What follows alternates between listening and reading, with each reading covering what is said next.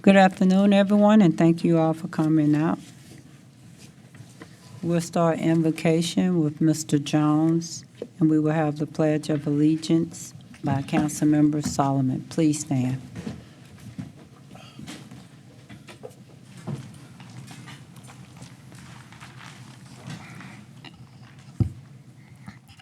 As we bring in our wondering minds and concentrate and be grateful for the blessing that has been stored upon us.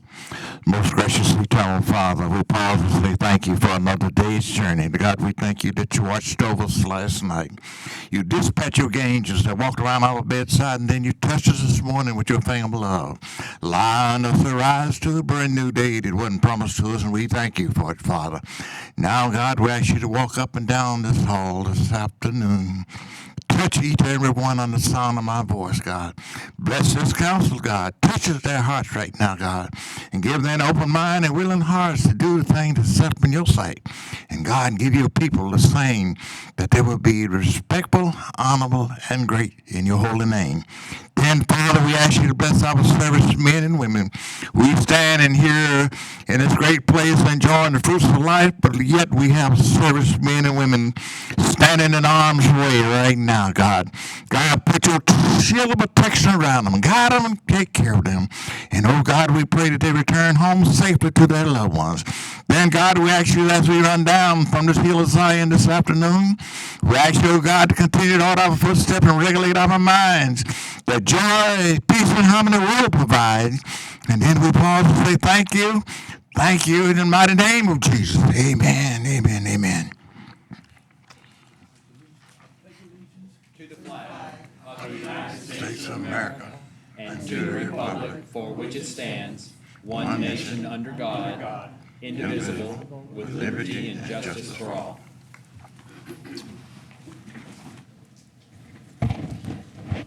Thank you, Mr. Jones and Councilmember Solomon. Let the record show Councilwoman Cobb is not present. Can I get a motion to approve the agenda? Mayor Pro Tem Adams. Madam Mayor, I move that we approve the agenda. Councilmember Solomon. Second. All in favor, yes. All opposed, no.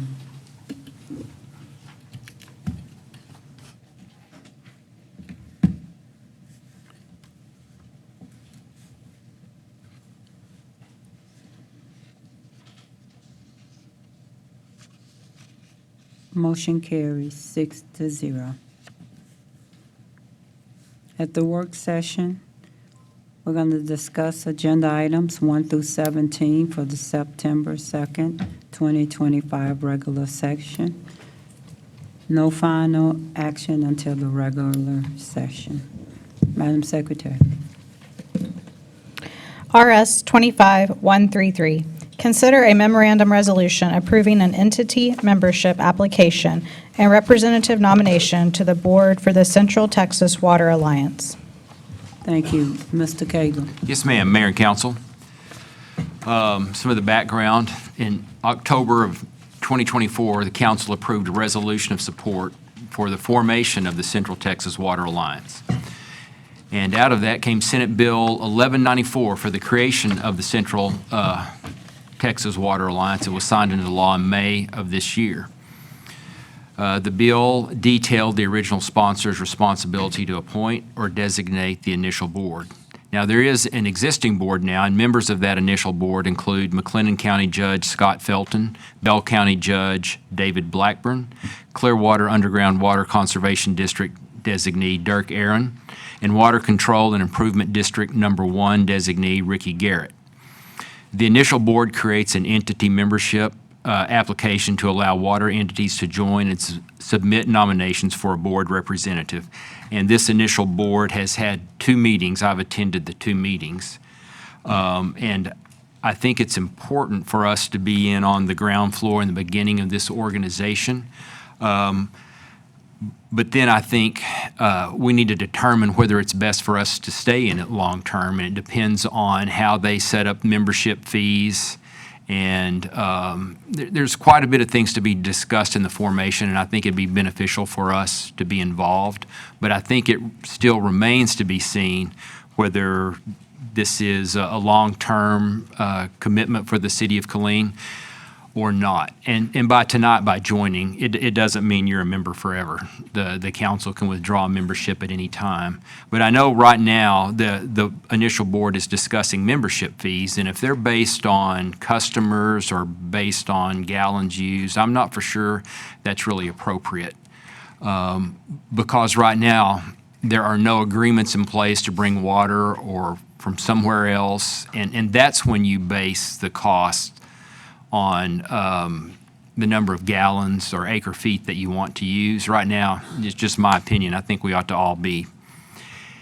all members ought to be equal in the formation of this, but that remains to be seen. I think it's something for, if you decide to join tonight and appoint someone, that's something that they need to pay particular attention to make sure that Killeen is not carrying an unfair share of the load.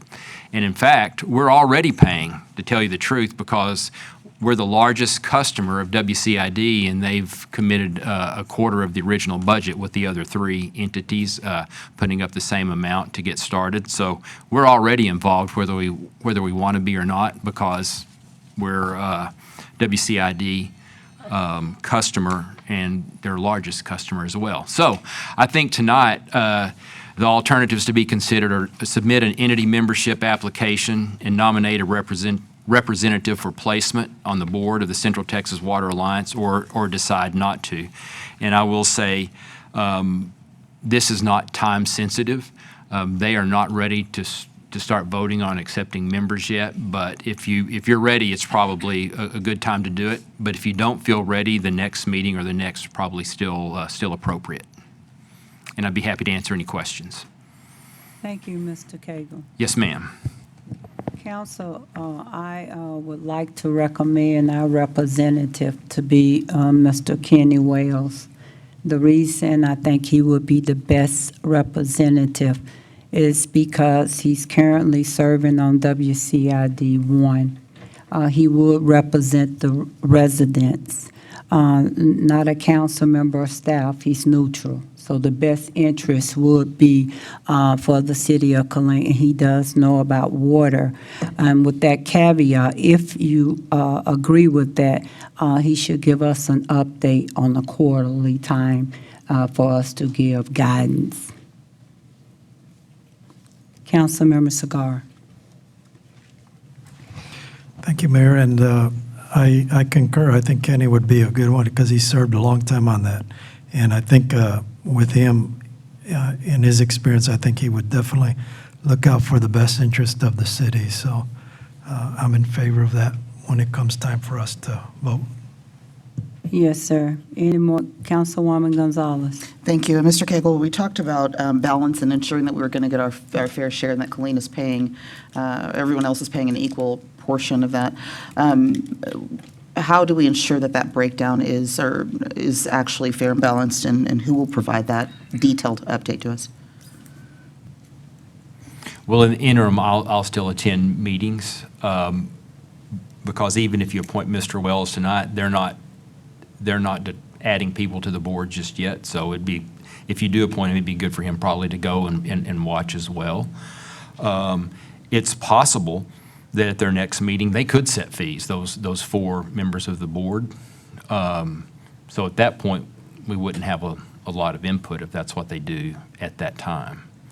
We wouldn't have any input, actually. Okay, and you mentioned the obligation for us under this agreement if we decided to stay or if we decided that we weren't paying a fair share. What does that process on exit look like in the event that we would have to make that determination? It would just require a vote of the city council to Outstanding. submit that to them. Thank you, sir. Mhm. So, Mr. Cagle, Yes, ma'am. with that committee being in place, I apologize, Councilmember Solomon.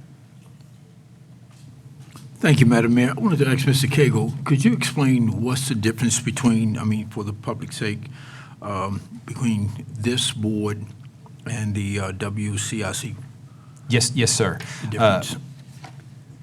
WCID, I believe, was created in the late 1940s to provide water to Fort Hood and surrounding surrounding area, and they take water from Lake Belton and Stillhouse Hollow, treat it, deliver it to their customers.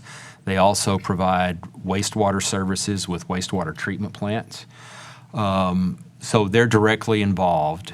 But the water in the two lakes that they're treating, we're paying to reserve from the Brazos River Authority through the state of Texas. Now, this organization would, one of the primary purposes is going to be to develop new water sources for future growth. So that's what makes it interesting for us, because we're in such a great position on water supply for the future, probably better than almost any other city in the state. And that's why I think we need to pay particular attention at the beginning of this. But there could be some point in the future where it is worth it for us to pay for additional water sources to have some sort of diversity. Right now, we have some diversity. It's 100% surface water, but it's from two different sources. But they're from pretty much the same area of the state. So if one's suffering a drought, the other is suffering a drought as well.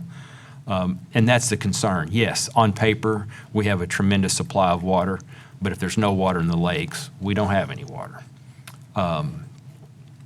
Mr. Solomon, I don't know if I answered your You question, did. but I yes, just sir. wanted to have clarity for public sake.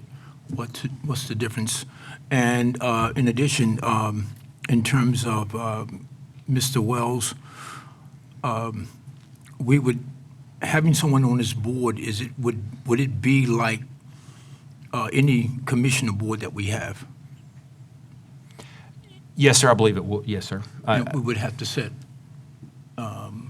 time limits, and how would it look? I would think it would comply with all of our rules for our other boards as well. Thank you, sir. Thank you, Madam Mayor. Yeah, thank you. And also, council, if there are fees that we feel like for membership is too high, we can always come back and remove Mr. Wells, and we won't have any representation other than Mr. Cagle attending the meetings. That is an option also. Thank you. Madam Secretary. RS 25-134, consider a memorandum resolution approving a negotiated settlement between the Atmos City Steering Committee and Atmos Energy regarding the 2025 Atmos Rate Review Mechanism filing. Thank you. Attorney Clements, good afternoon, ma'am. Thank you. Good afternoon, Mayor and Council. This is your Atmos rate review case that we're going to go through. Just a little bit of background. So cities exercise original jurisdiction over the level of gas rates charged within their boundaries. And Killeen is a member of the Atmos Cities Steering Committee, along with 181 other cities served by Atmos Midtex. Since 2007, Atmos and the steering committee have worked under an alternate rate review process, and that's referred to as the RRM, as opposed to the statutory Gas Reliability Infrastructure, or GRIP, program. So Atmos filed a rate request on April 1st of this year, claiming it was entitled to additional system-wide revenues of $245.2 million, and that was based on a test year ending December 31st, 2024. The steering committee consultants analyzed the filing and determined that the system-wide deficiency under the rate review mechanism should be $185.6 million, so significantly less than what was filed initially by Atmos. So the executive committee of the steering committee and Atmos negotiated a settlement. Atmos' request was reduced from $245.2 million to $205.6 million. This would result in an average residential increase of $7.83 per month. That's 9.27% increase. And with regard to commercial usage, the increase will be $25.73, or 6.56% increase. So alternatives on this are to disapprove or approve the negotiated settlement. The recommendation is to approve the negotiated settlement that the steering committee and Atmos negotiated with regard to, then there's a typo, the 2025 filing. Thank you. Mayor Pro Tem. Thanks, Mayor.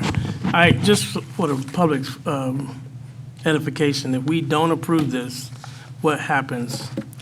If we don't approve it, the city would be responsible for continuing to object to it, and the city would be alone instead of sharing the cost on the review with consultants, with the steering committee and the other 181 cities who are agreeing to this along with this settlement. We would be going alone and objecting to this and bearing the full cost of that going to the regulatory body. Thank you. Thank you, Attorney Clemmons. Madam Secretary. RS 25-135, consider a memorandum resolution authorizing the city manager to enter into an interlocal agreement with Bell County and Central County Services for the utilization of the Bell County Diversion Center. Thank you. Council, Chief Lopez have the next item also. Good afternoon, Chief Lopez. Good afternoon, Mayor, Mayor Pro Tem, council members. This interlocal agreement between Bell County, Central County Services, and the City of Killeen is a cooperative effort between law enforcement and mental health professionals. The purpose is to identify, apprehend, and divert individuals 18 years of age and older who commit misdemeanor offenses while experiencing a mental health crisis from incarceration to appropriate mental health treatment solutions. The Killeen Police Department staff has participated in the steering committee for the development of the policies and procedures that apply to the use of the Bell County Diversion Center. The Killeen Police Department has trained its personnel on the use of the Bell County Diversion Center, including the referral process, mental health, and de-escalation techniques, and must do so annually. The agreement will automatically renew each year for not more than 5 years. There is no cost to the City of Killeen. The benefits is immediate access for our citizens to care rather than incarceration. It reduces the stigma by treating mental illness as a health issue, not a criminal one. This approach shortens the time individuals have to wait to access services during a mental health crisis. It builds trust with the community, especially among vulnerable populations, and it demonstrates a proactive, compassionate approach to public health and safety. And the city staff recommends that the council authorize the city manager or his designee to enter into an interlocal agreement with the Bell County and Central County Services for the utilization of the Bell County Diversion Center. I'd be happy to answer any questions.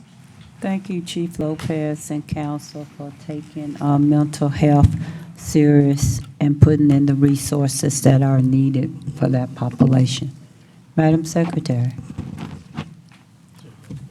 Madam Mayor, I believe there are a couple of Oh, council it members is. that have questions or comments. Councilwoman, thank you, Madam Secretary. Councilwoman Cobb. Hi, sir. How are you today? Hello, ma'am. You know, that's a big thing, mental health in our community and how they're going. In the diversion center, if there's a person, what degree of mental health are they looking at? Will they keep the client or the person there in that center and work with them, or do they let them go and travel? Is it a come and go process? No, it's not a come and go. It's a voluntary, 100% voluntary program. The person has to agree to be treated. And then they're seen by the doctors and clinicians at the Belton County, at the Diversion Center in Belton, and they come up with a treatment plan. But at any time, the person could check out. So we have to be honest and truthful. They could check out and leave the program. But it's been very successful. We had, since we've been starting this program, we had 11 referrals from Killeen alone. And you have to remember, Temple, Belton, and other cities in Bell County also participated in this program. So it's been very successful so far. We haven't seen a lot of issues with people leaving the treatment. I'm happy with that, but sir, if there's a customer or client that comes and receive those services, if they have a record or anything that has happened that's in the future, can they be arrested? If they commit a crime, yes, they could be arrested, regardless if you're going through treatment or not. But a lot of the criteria for the admittance into the program, you could have a felony, in the past felony, and still be allowed to participate in this program. The only thing that they prohibit is any felonies involving sexual assault or violence. Okay, I just wanted to make sure that we did say that. Yes, ma'am. Thank you, sir. It is a good program, and I hope people take the time to look into it and use it. Yes, ma'am. Chief Lopez, to follow up on Councilwoman Cobb, I think this what she was asking you is, if they have a felony and they are in the program, do they get services and then they go to jail, or they go to jail, they get booked, and then they come back for services? Well, that's up to the judge. Normally, when you have and you're in that program, you commit a felony or any offense, misdemeanor, you have to go before the judge, and they make that decision whether to continue the treatment or put you into the prison system. Okay, Councilwoman Cobb, did that answer your question? Yes. Thank you. Councilwoman Gonzalez. Thank you. Chief Lopez, in the last couple of months, we've had several issues in a particular neighborhood regarding mental health challenges. So we understand that the difficulty in assisting people that are suffering from that, but also the people that are experiencing the result of people that are suffering with mental health challenges. How is this, if this is a voluntary option, how is this going to be presented to someone who may be struggling with mental health challenge to even make that determination as to whether they should go or not? Yeah, part of the process is when one of my officers encounter the citizen. We explain the program to them and the benefits. They have to understand what they're going through. And sometimes that's been very difficult, but we transport them to the diversion center, and there's a trained professional that shows them the whole benefit and walks them through the process before they decide to sign up for the program. Wonderful. And is there any type of cost sharing or expense to the community members as a result of taking part in this No, program? ma'am. This grant is administered to Central County Services, and they're the ones that are responsible for the grant requirements. Yes, sir. Thank you. Madam Secretary. RS 25-136, consider a memorandum resolution authorizing an amendment to the interlocal agreement with Central County Services for a mental health co-responder program. Chief Lopez. Good afternoon. This is a program you recall that we started, that we agreed to last year in November, but due to funding that was pulled in March, Central County Services had eliminated opposition. Councilwoman Cobb came forward and asked for a motion to provide $30,000 in funding, so we're going to restart this program. So let me go through the slides. The Killeen Police Department and Central County Services partner to embed a qualified mental health professional with officers during calls involving mental health concerns. This program improves crisis response, reduces unnecessary arrests, and connects individuals to appropriate services while supporting officers with on-scene, and that's important, on-scene clinical expertise. A state grant administered by Central County Services has funded this program. The original program was approved in November 2024, but the funding was pulled, leaving the position unfunded. The expiration of the state grant funding has placed the KPD Mental Health Correspondent Program at risk. To sustain the program, a proposed amendment to the interlocal agreement provides $30,000 in city funding to support the qualified mental health professional position. If approved, the Central County Services will invoice the cities monthly for the salary beginning October 1st, 2025. Once the city's $30,000 contribution for fiscal year 25 is met, Central County Services will assume responsibility for the remaining salary costs. The police department has budgeted funds available for this program in the professional services account. Staff recommends authorizing the city manager or designee to execute the proposed amendment to the interlocal agreement with Central County Services to ensure continuation of the KPD Mental Health Corresponder Program. And I'd be happy to answer any questions you may have. Thank you, Chief. There are no questions. Madam Secretary. RS 25-137, consider a memorandum resolution authorizing a third amendment to the professional services agreement with Central Texas Alcohol Rehabilitation Center for substance use disorder counseling and treatment services. Good afternoon, Ms. McNair. Good afternoon. This program responds to recommendations outlined in the Homeless and Mental Health Strategic Plan for intensive mental health and substance use disorder treatment. Substance use disorder treatment includes counseling and comprehensive wraparound services to prepare individuals for long-term sufficiency and independence. This program is instrumental in assisting individuals that exit homeless within the city of Killeen. The funding source for this program, the City of Killeen is a recipient of funds from the State of Texas opioid abatement settlement, and we may utilize the funds to address SUD, substance use disorder. Funds are dispersed periodically. There's no set date that we get the funding, and the Finance Department just gets an email notification that the funding is available with the amount determined by the state. And this is what we have received so far. In December, March, and May, we've received 3 different installments for a total of $58,453, and I'm going to come back to this slide later on. The original agreement on December 12th approved the professional service agreement with Syntex ARC in the amount of $143,130 for substance use disorder treatment, counseling, and wraparound services.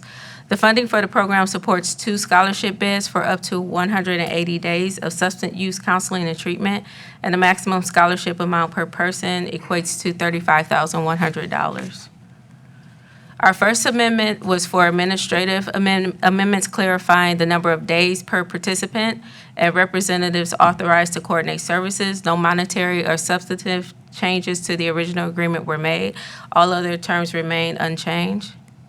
Our second amendment allocated an additional $57,734 to the program, and the total funding was recalculated to equal $200,864. All other terms remained unchanged. And our third amendment, for which I'm here tonight, is to add an additional $31,775 for a total agreement amount of $32,639. This increase will fund said recovery until all monies have been expended and all the remaining terms do remain the same. So going back to this slide where you see the total amount we received has been $358,000, and what I am before you tonight to ask for is a total agreement of $232,639. I will come back in the next fiscal year to present a new agreement. The proposed agreement will be the difference between these two amounts, which is $125,814. And at that time, the accomplishments in previously unchanged terms may be renegotiated.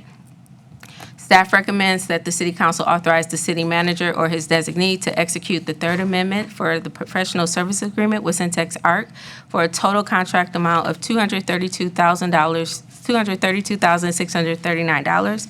I'm available for questions, and also the Executive Director, Mark Baker from Syntex ARC, is here as well. Councilman, Mayor Pro Tem Adams. Thank you, Mayor. My question, I remember when this was approved, and the abatement fund was at a set amount, correct? Yes. Off the top of my head, I want to say the city of Killeen set aside was about $535,000. Okay. And so, but we're close to finish emptying that account. Yes. So what, do we have a long-term plan to continue this after that? No, there has not been a plan established to determine a funding source locally to continue this operation, although that there are potentially funds coming up from the federal government. If there's an executive order that came out a couple of months ago about the Secretary of HUD, Justice Department, and I want to say Homeland Security, finding money to support mental health and substance use disorders and getting that money into the local governments. But there may be other grants available as well. All right, so that's what we'll be on that for the next year trying to, okay. Thank you. Councilwoman Cobb. I'm curious, the funds that we're using, is it only for patient care? Does anything else occur when using that money? Because $35,000 is a lot of money if we look at per patient, per client. Is it sufficient to take care of is any of it being used? Because how many clients have we taken care of? That's really important. You'll need to come up. Are we so they taking can hear care, are we sending clients back? you. No. Not typically. Most of the Okay. persons that they have helped have successfully exited out of their programming. Okay, all right. Hi. But Mark Baker. Since we started the program, I'm Mark Baker, Executive Director at Syntex ARC. Since we started this program with the homeless outreach team through the city of Killeen, we've served 15 clients, and all but one have been successfully rehabilitated and transformed into permanent housing. So 15 clients at $35,000, and it's not being spent as far as the setup, the subsidiarity of the place, the dinners, the food, no extra, only patient care. I just want to make sure that we see that this is patient care money and that we're really taking care of as many clients. Because even though you hear 15, people would think that they're going to hear 50 or 100. Because of the expense of that one patient and what goes along with it, that is the reason for 15 or low numbers. Just want to make sure, because when people hear $232,000, woo, they think a lot of money. Right, But they don't understand the care and taking care of one client. right. And that's what we have to make sure that everyone understand the expense. Are they getting medicines? I know no one is not really interested in what they're receiving. I guess I go too far as a nurse, but I just want to make sure that they see how expensive it is for that care of that one client. It comes out to $169 per day per client, which includes housing, food, transportation, therapy, the whole gamut. Anything that the client might need to recover and be reintegrated successfully back into the community is included in that $169 a day. And the last time I went and checked into a hotel, I had to pay more than $169 a day, and I didn't get any mental health services. I didn't get any transportation to appointments. I didn't get any counseling of any sort. So it's really a pretty good expenditure of funds for all the services that are provided. And that's what I wanted you to say, sir. Yes, So ma'am. that we can see how valuable and how much you're getting. Even though it seems as if it's a large amount of money, the services are unbeatable. Thank you. Thank you. Thank you both. There are no more questions. Ma'am, could I add one thing, please? For the amount that has been approved so far for Centex ARC, which is the $200,864, that comes out to $13,390 for each of those 15. So it's a little less. And because they may assist an individual that may not complete the program, that money is not equally divided over 15. May I add one thing? We have also extended several of the clients from the Colleen program past their 6 months of treatment when they need more extensive services. We have utilized their 6 months of funding with the Colleen, and several of them we've extended 2 to 3 or 4 months. One gentleman we let stay for 6 months in addition to the contracted amount. So they're getting pretty good services for the money. Thank you for the additional time. Thank you. Madam Secretary. RS 25138. Consider a memorandum resolution awarding bid number 2530, Terminal Mechanical and Security Improvements to the Trevino Group Incorporated in the amount of $4,989,775. Council, Mr. Wilson have 3 items on the agenda. Good afternoon, Mr. Wilson. Afternoon, Mayor, Council. The item before you today is our Terminal Mechanical and Security Improvement Project. Just a little bit of background. This project includes replacing the outbound baggage systems computer, server, and software, which is over 10 years old, and upgrading the baggage claim carousels in the terminal that were originally installed in 2004 and are now beyond their useful life. Additionally, glass panels on passenger boarding bridges 1 and 6 will be replaced, and the airport's emergency generator will be upgraded due to aging and declining reliability. Then also the security system will be replaced, which would include replacing all of the cameras, all of the access control points, card readers that we have, including some of the, or most, all of the bio readers. The city applied and received for an FAA airport infrastructure grant for the design phase of this project. The terminal mechanical project and the security improvement project were initially separate projects. However, due to the bidder's inability to meet the FAA Buy American requirements for the security piece of it, the FAA directed the city to combine the construction phases and rebid to ensure compliance. Project design has now been completed. The construction phase of the project will be funded 95% through a separate FAA AIG grant, with the remaining 5% provided by the passenger facilities charge, which means there's no impact to the Aviation Department's operational fund or balance.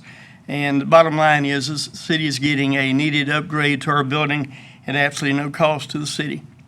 Advertising began on April 6, 2025. We advertised in the local newspaper, the city website, multiple statewide electronic bidding sites.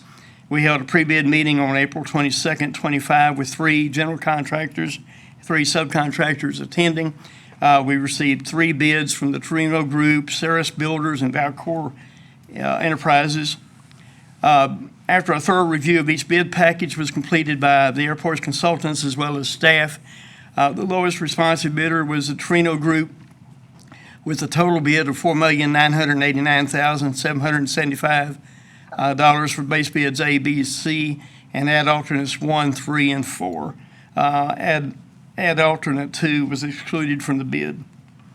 The airport staff and consultant believe that the bid submitted by the Torino Group meets all bid requirements and is the best value for the city, for the Killeen Regional Airport. And the recommendation is that the City Council award a construction contract to the Torino Group in the amount of $4,989,775 for the Terminal Mechanical and Security Improvement Project, and authorize the city manager or designee to execute all contract documents and any and all change orders and actions set within the amounts of state and local law. And I'd be happy to answer any questions. Thank you. Madam Secretary. RS 25139, consider a memorandum resolution approving a professional services agreement with Garver LLC for the construction phase of the Terminal Mechanical and Security Improvements Project at Killeen Regional Airport in the amount of $679,300. Thank you. Mr. Wilson. Yes, ma'am. Well, this is the companion item to the item I just briefed.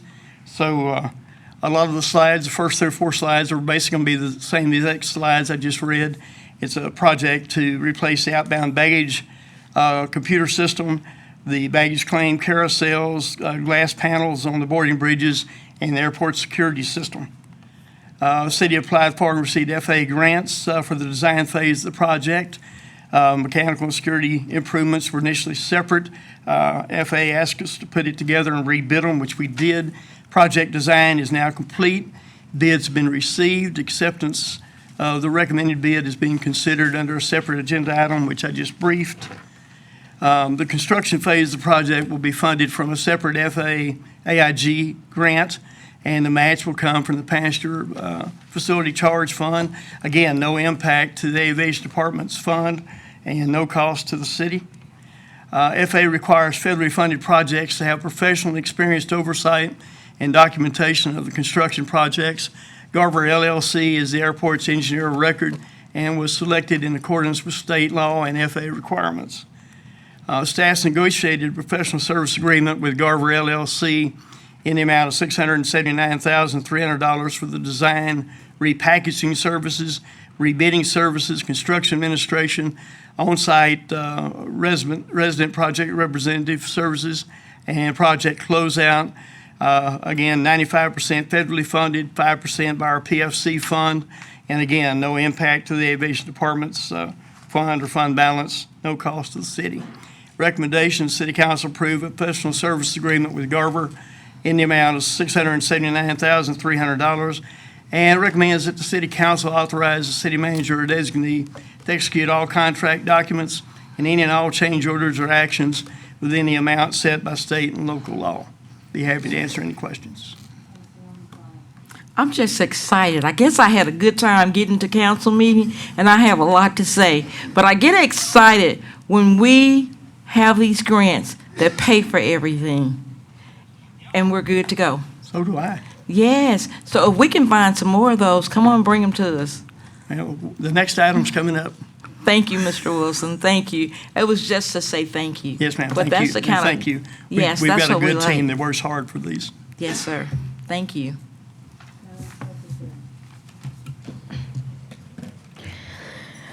RS 25140, consider a memorandum resolution approving a professional services agreement with Garver LLC for design of the terminal rehabilitation project at Killeen Regional Airport in the amount of $995,000. Yes, ma'am. And as I've mentioned before, and to Ms. Cobb's point, over the last, the building's 20 years old. Over the last 7 or 8 years, we've been in a phased process of replacing all the original major systems of the city. So this project is the next step, and one of our last major steps of bringing all the systems up to where they need to be. So the Killeen Regional Airport staff's identified critical passenger terminal infrastructure that's reached the end of its useful life. This project aims to enhance the terminal safety and comfort for the traveling public by updating older equipment such as the elevators, escalators, the public address system, our fire control system, and curbs and sidewalks. These improvements will reduce maintenance costs, improve passenger safety and comfort.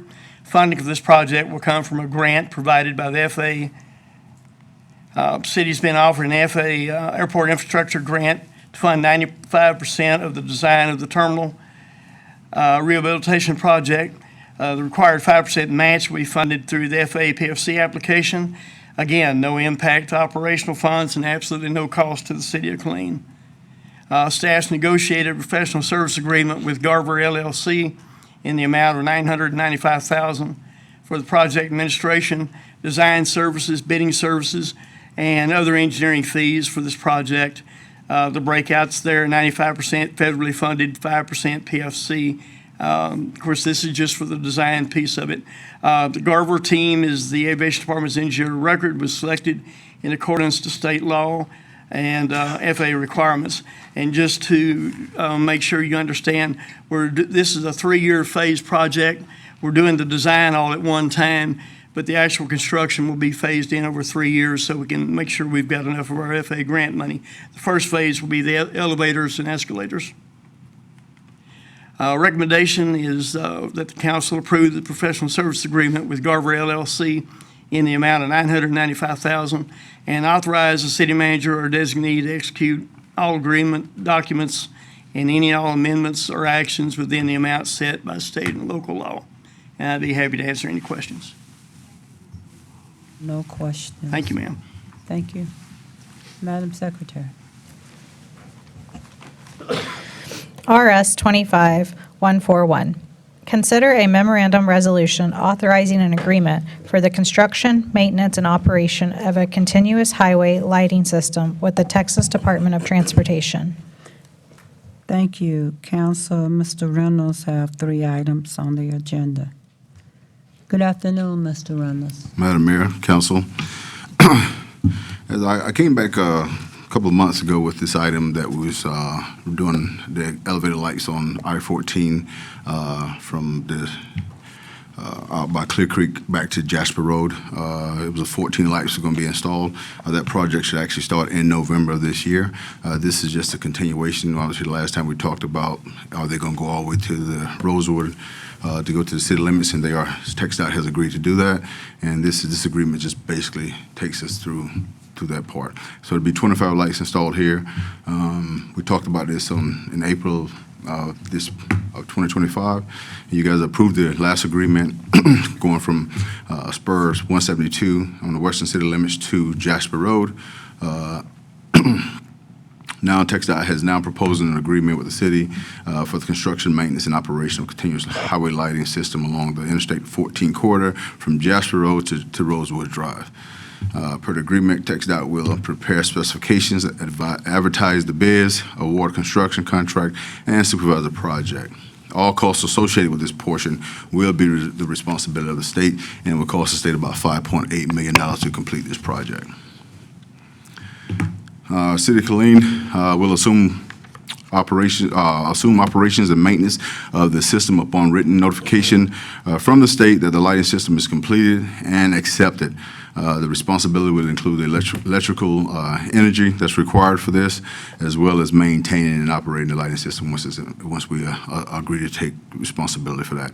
The agreement will be for a period of 2 years and will automatically renew for 2-year intervals unless modified by mutual agreement by both parties. This is the extent on I-14. So once this is complete, this would get us through the entire city limits on I-14 with our lighting. The advantages is it improves the visibility and safety, and also offers safer maintenance for our staff that will be out there maintaining this lighting system.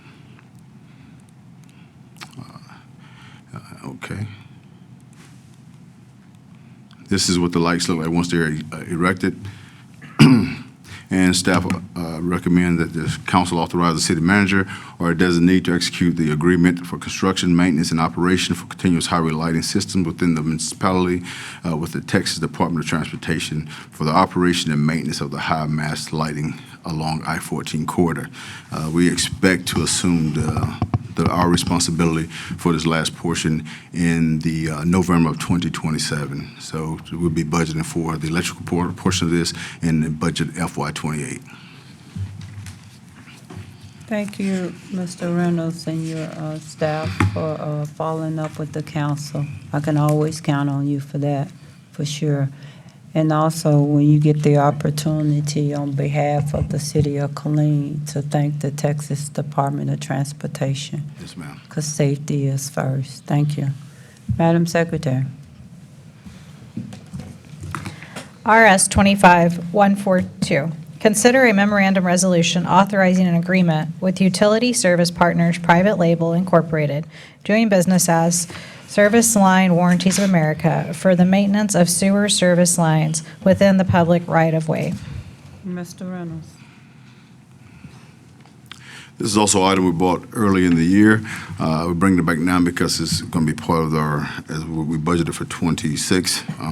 On March 19th of 2019, the City Council approved the city to enter an agreement with Utility Service Partners Private Label, Inc., also known as USP, to provide maintenance of certain sewer lines within the public right-of-way and partner with USP for the outsourcing of the maintenance. How that portion works is if a homeowner have an issue with the sewer line within the right-of-way, we'll go out, camera the line, make sure it's actually within the right-of-way. At that point, we reach out to the USP, and they will have a plumber come out, normally within 2 hours, to repair the line for the customer. So it's done worked very well so far. City Council also approved the amendment of Chapter 30 of the City Code of Ordinances to add the section that clarifies maintenance responsibility and adjusts rates. The cost of 50 cents per month for single-family, two-family, 3-unit, and 4-unit residential properties. This is for residential properties, not for commercial services. A flat rate of 50 cents was added to the monthly water bill. The code was updated. Homeowners are also able, with this agreement, to actually go out and get optional warranty coverage to cover the entire extent of the line if they want to, and even go out and get service to the insurance to cover their water lines as well, if they so choose. So that's also an option. So when the homeowners see advertisement coming out for this and it has a City of Killeen logo on it, we used to get a lot of calls on that, not so much anymore. But that's because that's part of the agreement. They can use our logo for the advertisement within the City of Killeen. Okay, to date, we've had about a little over 1,032 claims. The total amount that's been expended by the warranty company to repair those claims has been $4.2 million. It's been averaging about 172 claims per year, and the average homeowner to this point has been paying about $6 per year. All right, this is the before, when the sewer line was totally on the homeowner and considered a private line. And the most expensive part of this line is when you hit the right-of-way, you get to going under the sidewalk, have to bust up the sidewalk, bust up the asphalt road to tie into that main. That's where the real cost is at, and how this thing was originally generated. We did have a couple of residents that come in here and was frustrated because they had to repair that entire line, and it was upwards of $14,000 for one resident and well above $10,000 for other residents. So we went into this. That's why we went into this whole program. I think it's paid for itself, and we'll continue to do so. A new outsource agreement has been proposed. To increase the monthly amount to $1.33, so it's an 83-cent increase from what we were paying. The initial 5-year agreement includes an annual increase of up to 4%. If you look at what we got here, the graph shows that is what the annual cost would be this year is $133, and it takes you through the 5-year agreement, what it would be monthly for each homeowner. These are other cities within the state of Texas, 45 cities that are using the same program and have also seen success with it. And I just want to give you a graph to let you know there are other cities doing exactly what we're proposing here tonight. And staff recommends that you authorize the city manager or designee to enter into an agreement with USP HomeServe for maintenance of the sewer line service within the public right-of-way for an initial term of 5 years, and authorize the city manager or designee to approve any and all change orders as allowed by state and local law. And I'm available for questions. Thank you. Madam Secretary. I got one question, Madam Mayor. I'm sorry, I didn't see where you had clicked. I pressed the wrong button, sorry. Mr. Reynolds, I'm sorry. Quick question is, you mentioned about the option of the resident do their own insurance. Do they still pay the 50 cents? The rate that they did? They're going to pay the $133 for this insurance here. They want to cover the entire line because we're covering what's in the right-of-way, which is the most expensive part of that sewer line. They can opt in with the company on their own to do that. That's why the mailers go out, so they can work directly with the company. That wouldn't be something that would be on the city or part of this agreement. And they wouldn't pay the other rate if they did that? Yes. So they still pay the rate? This line is taken care of in the agreement already. So Got if it. they wouldn't have got that insurance for the whole line on their own, it would cost a lot more than $1.33. Yes, sir. Thank you. Sorry about that. Madam Secretary.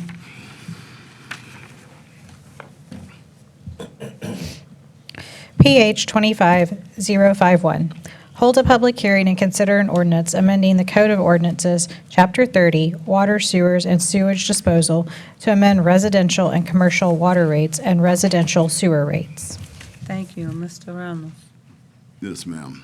This is my final item. This is just a cleanup of the ordinance to address the 83 cent that we added to this bill, as well as any other issues that we addressed in this. So on July 7th of 2020, council received the results of the 2020 water and sewer rate study. It was a phased approach that was recommended for this. As you can see, we didn't start until FY23. That's because in FY20, as you can remember, we was in the midst of COVID. We didn't want to add additional costs to residents at that time, so we kind of pushed this off a couple of years, and we started this 5-year approach in FY 2023. Now we're entering year number 4 of this agreement. The additional revenue that will be created by these increases are proposed in the FY26 budget that you've gotten briefed on, had several hearings on already. Phase 4 of the 5-year commercial rate, water rate increase will generate approximately $175,000 in new revenue. The 50-cent increase to the residential water base rate will generate about $330,000. And this is what you will see on the tiers. This is anything beyond the base rate. So you got 2,000, up to 2,000 gallons, you get this. That's your base, including your base rate. If you go over the 2,001 to 15,000, this tier 1, and then so forth and so on with the different tiers. Also, I'd like to acknowledge that with the base rate, you got about approximately 15,000 residents they never go above the base rate. You got about 34,842 that are housed in the Tier 1. And when you look at that, you're looking at most people going to fall into Tier 1 because of watering grass. If they have a pool, they have a garden or whatever, they're going to fall into that thing. And then you go into the higher tiers, which we have Tier 2, we only have 2,044, and Tier 3 is only 508 people in that. So you're looking at people who are mostly agricultural stuff going on. They watering animals and swimming pools and all things like that. That's pretty much your base rate, and your Tier 1 is mostly where most of our residents reside. This right here just breaks down, adding the 50 cent to it, what would be the increase for each water meter size. This is in your packets. This goes on the commercial side, what it would be, adding the additional cost there. And this is what I think most of the citizens are mostly concerned about, how it's going to affect them, what their water bill is going to look like. This right here breaks it down. This is your average residential customer using about 5,700 gallons of water per month, which is the average. You're looking at previously the bill would be $93.75. The increase was $3.92. 4.1% increase takes it to $97.67 for your average customer. Now, for the customers that was in the base rate, they won't see that additional cost, so their bill will be somewhere around $73 a month, and I can give you the exact numbers here in a few seconds here. I know when we talk about the base rate, who's in that base rate, that's probably where a lot of our seniors or our fixed income seniors are residing, because they don't go over the 2,000 single home residents, single-person residents, or even just a couple that wouldn't go over that. The base rate would only be $72.31, and it went up by $1.33. Basically, the increase for the water line. That's what you're looking at, the sewer line repair deal. And staff recommends the City Council approve the ordinance amending Chapter 30, Water, Sewer, and Sewer Disposal of the Code of Ordinance and amend residential and commercial water and residential sewer rates as presented. Thank you, Mr. Reynolds. My question for you is for residents or anyone that may have pushback, and the question would be why we need to increase our rates. Well, we purchase water from WCID, the Water Control District, and they're increasing rates, and it costs to buy water. It also costs to maintain the infrastructure that we have in the ground. And we have a lot of old infrastructure that we do have to maintain. We're constantly chasing leaks, constantly chasing water main breaks, and that's going to happen in any system. I think our guys do a great job of doing that, but we have to maintain that system. So that's why we go up in the cost as well. Thank you for pointing out the last part. I think it's very significant. It's the maintenance on the water line Yes, to ma'am. ensure safety. Thank you. Madam Secretary. PH 25052, hold a public hearing and consider an ordinance submitted by Quintero Engineering LLC on behalf of Atkinson Homes Incorporated, case number Z2525, to rezone approximately 19.56 acres out of the T. Arnold Survey, abstract number 55, and J.H. Lewis Survey, abstract number 536, from A, Agricultural District, to PUD, Plan Unit Development, with RT1 Residential Townhouse Single Family District uses. The subject property is locally addressed as 7610 Clear Creek Road. Thank you. Good afternoon, Mrs. Mesher. How are you? I'm well, thank you. Good afternoon, Mayor and Council.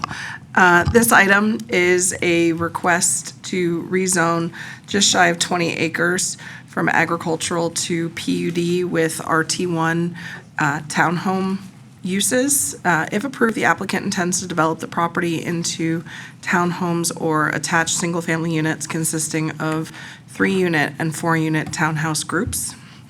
The proposed concept plan identifies 185 units, including 32 4-unit buildings and 19 3-unit buildings. The proposed development will have private streets with 2 points of ingress and egress from Pauline Drive. In order to meet the fire code requirements, all units will have a fire suppression system. The residential density of the proposed development will not exceed 10 units per acre.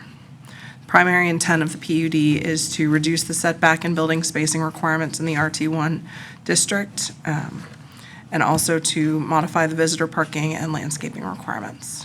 The concept plan includes a number of open space amenities, including 2 gazebos, a playscape, 1 dog park, a half basketball court, 2 pickleball courts, and 4 picnic tables with grills. This is the PUD concept plan on your screen, so you can see those areas identified in orange are where the open space amenities will be located.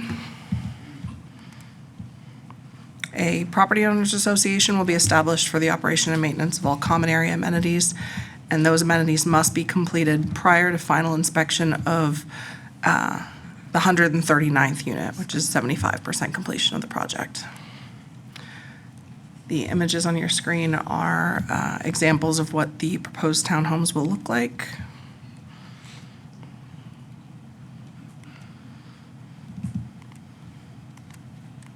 There we go. The proposed concept plan, as I said, indicates 185 units, which based on that number of units, the total park development fee, total parks fees, including fees in lieu and park development fees, will be $222,000. Subject property is located within the controlled growth sector on the growth sector map and designated residential mix on the future land use map. The red star indicates the location of that property. This is an aerial of the site. View of the subject property from Pauline Drive facing north. View facing west on Pauline Drive with the subject property on the right. Facing east with the property on the left. This is the notification boundary. We notified the owners of 50 surrounding property owners, and we have received one written response in opposition to the request.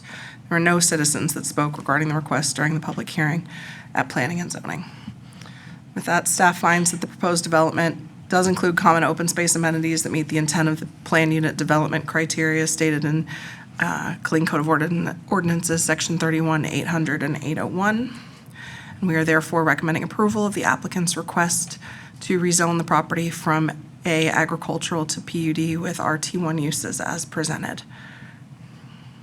Planning and Zoning Commission on August 11th recommended approval by a vote of 5-0. I'm happy to answer any questions.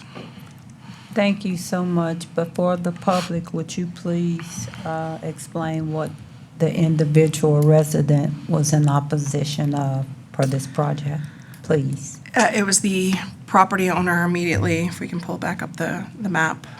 It was an abutting property owner to the west of this property. It was one of these properties in here. I think the concern was loss of, the actual letter was included in your packet, but the opposition But the was public regarding don't loss of have it. privacy, as I recall. Yes, ma'am. I know I read it, but the public didn't know. Yes, ma'am. So we have. Concern about loss of privacy. Okay. Thank you. You're so kind. Thank you so much. Yes, ma'am. Matt? Oh, no, ma'am. There's no questions of you. I'm sorry. I should have made that clear. I apologize. Madam Secretary. PH 25053, hold a public hearing on the proposed tax rate for the fiscal year beginning October 1st, 2025, and ending September 30th, 2026. Council, Mrs. Tangerlin has 5 items. Good afternoon, ma'am. Good afternoon. Thank you, Mayor. You have the best dressed staff in the city. I just Thank want to you. let you know I love those colors. The floor is yours. Yes, we kind of match today. Yes, ma'am. I love it. Thank you, Mayor. Thank you, Council. I have a few items today. They're really short presentations, so it won't be long. First, we're going to talk about the tax rate public hearing. We are in the last day of the budget cycle, September 2nd. We're going to have 5 items today. We're going to focus on the public hearing in this presentation. The key tax rates for tax year 25, fiscal year 2026, for the current rate, 6573 is the tax rate adopted for the current year. For the non-new revenue rate, 6487 is a tax that generates the tax rate that generates the same tax revenues as the prior year from properties taxed both years. The budgeted rate, that is 7014, is the use in preparing the 2026 proposed budget. And the voted approval rate, 7015, allows a 3.5% increase in M&O over the non-new revenue rate plus unused increment. That triggers automatic election seats. So we have a 7014 proposed budget rate.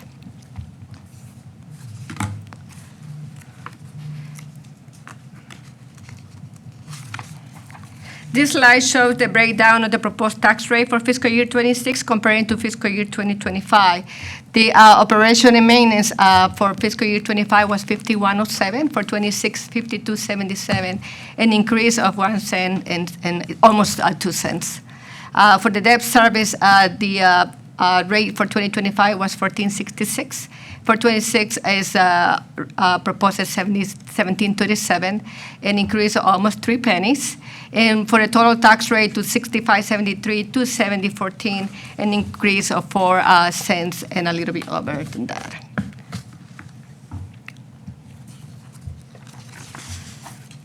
This chart shows how much property tax revenue the city will collect on each tax rate auction. For the current rate, 6573, the total levy that we will get is 71.9 million. The difference from the budgeted rate with the certified roll is 4.5 million negative. For the non-new revenue rate, that is 6487, the total levy is 71.0 million. That is a negative $5 million. For the budgeted rate, calculated with the preliminary tax roll that it was 6830, we will create a negative 2.2 million. We will be negative. And of course, for the budgeted rate that we calculated with certified tax roll, at 7014, the total levy is 76.5 million. And if we have the voter approval rate at 70-15, we only generate $10,000 more than what we actually proposing today. So the recommendation is the whole public hearing. The public hearing notice published August 10, 2025, in accordance with Texas Stat Code Section 2606, Subsection B2. I will be happy to answer any questions with this item. Thank you. Madam Secretary. Madam Mayor, for the next three items, the presentation is the same, so may I read all three into the record? Oh, yes, ma'am. Please feel free. Thank you. Is that okay with you, Ms. Dingman? OR 25010, consider an ordinance adopting the annual budget for the City of Killeen for the fiscal year beginning October 1st, 2025, and ending September 30th, 2026. RS 25143, consider a memorandum resolution ratifying the property tax revenue increase reflected in the annual budget for the fiscal year October 1st, 2025 through September 30th, 2026. OR 25011, consider an ordinance setting a tax rate of .7014 per $100 valuation comprised of .5277 for maintenance and operations and .1737 for debt service for fiscal year 2026, tax year 2025. Thank you, Madam Secretary. Mrs. Tangleland. Thank you, ma'am. For the budget calendar, now we're going to focus on the next three items, starting with the adopt to the fiscal year 2026 budget. Thank you. This will be the required order. We're going to record vote on budget first, then we're going to vote to ratify property tax increase, and then record vote on setting tax rate. This table shows the city's funds for fiscal year 2026. Overall, we are projecting about $279 million in revenues and $297 on expenses. Plan use about $17.6 million in fund balance, and the fund balance that we're using is capital project funds, the internal service fund, the other special revenues, debt service, and golf. The general fund, you can see, is balanced with $34.6 million in revenues and 133.4 in revenues and 133.4 in expenses. The use of fund balance are in the capital projects, as I mentioned, and then we expect to maintain a total projected fund balance of $97.1 million right here, which support reserves across all funds. As you can see, all the reserve fund balance are in compliance with a governance policy. That's all I have for the adopted budget. You have any questions? I will be more than happy to answer for that. Thank you. You can just continue. Yes, ma'am. please. Then the next is to ratify the property tax revenue increase. Per local government code 102007, section C, a separate vote is required to ratify any property tax revenue increase over the prior year. The total tax revenue increase is $6.4 million, is 9.18% increase, with the M&O being $3.3 million and INS being $3.1 million. And then we will vote to ratify the property tax increase. And the last item in this presentation will be to set the tax rate.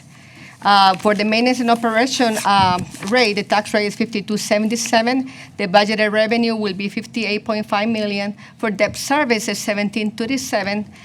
The budgeted revenue is $17.9, with a total tax rate of $70.14.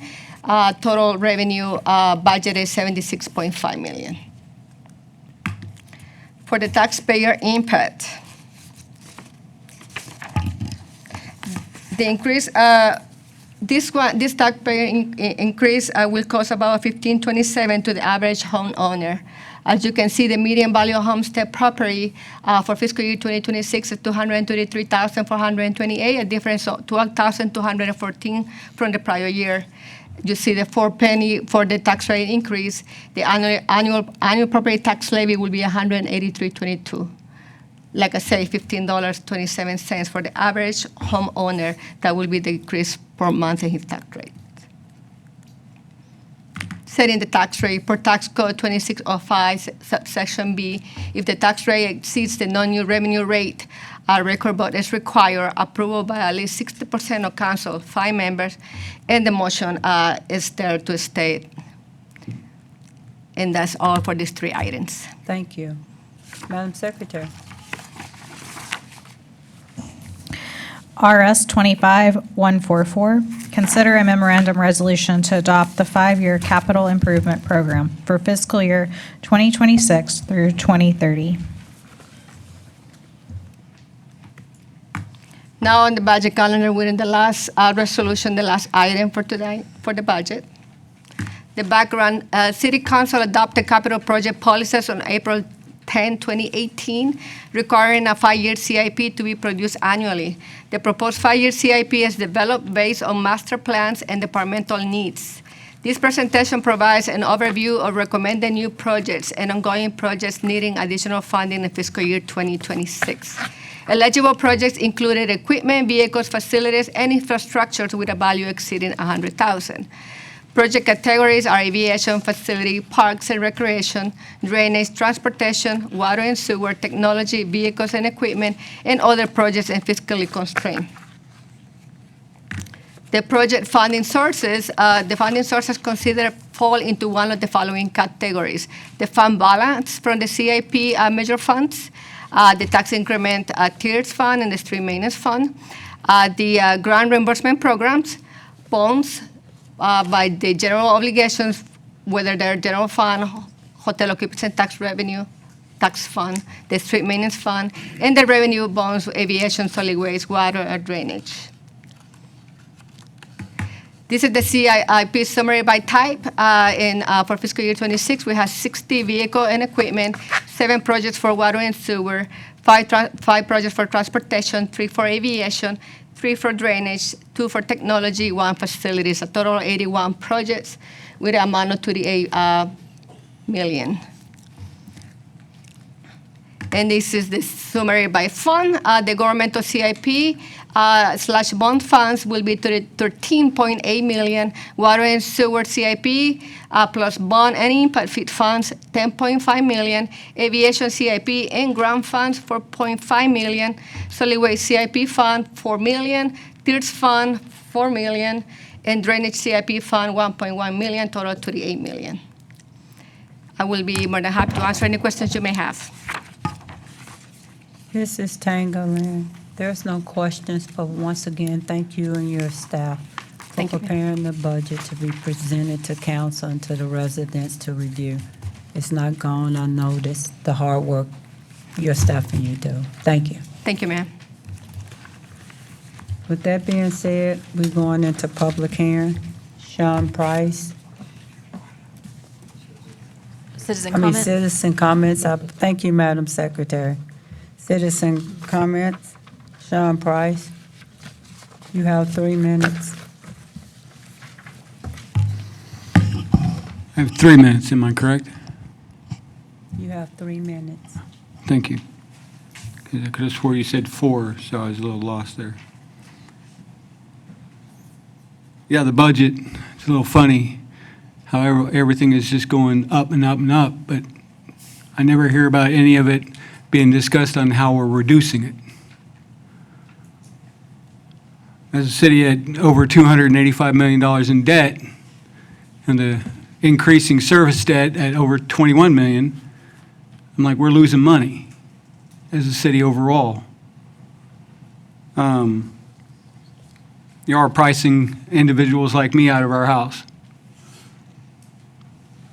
And it's due to the mismanagement of this city council right here. So it's not nice that I still, since I started coming here, still don't have my drainage fixed. But we can spend and buy, spend on parks and everything like that, but we don't get the actual infrastructure that we need to get done. Then we're worried about everything else, except for what needs to happen. Oh, just charge us more money. Just charge us more money. And just charge us more money. I guess that's why the residency is reducing this past year for clean, and we're number 10 for loss of population. So we're losing our tax base, but we're increasing the tax burden on those that are left behind. Not very smart, in my opinion. Thank you for your time. Thank you.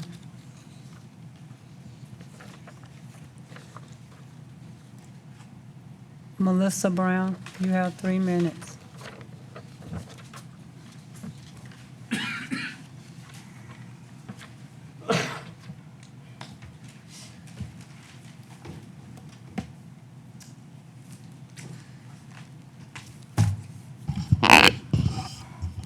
I know y'all missed me.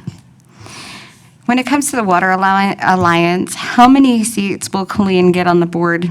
As the largest current user of water in the Alliance, to have only one representative, we would still have little or no say in what happens. We will easily be outvoted by everyone else who wants and feels that they need water more than us. When the Alliance says that they will repair water infrastructure, where will that priority be given? Will it go to the largest network of infrastructure, which would be largely the Killeen and Killeen metropolitan area, or will it go to the most rural areas?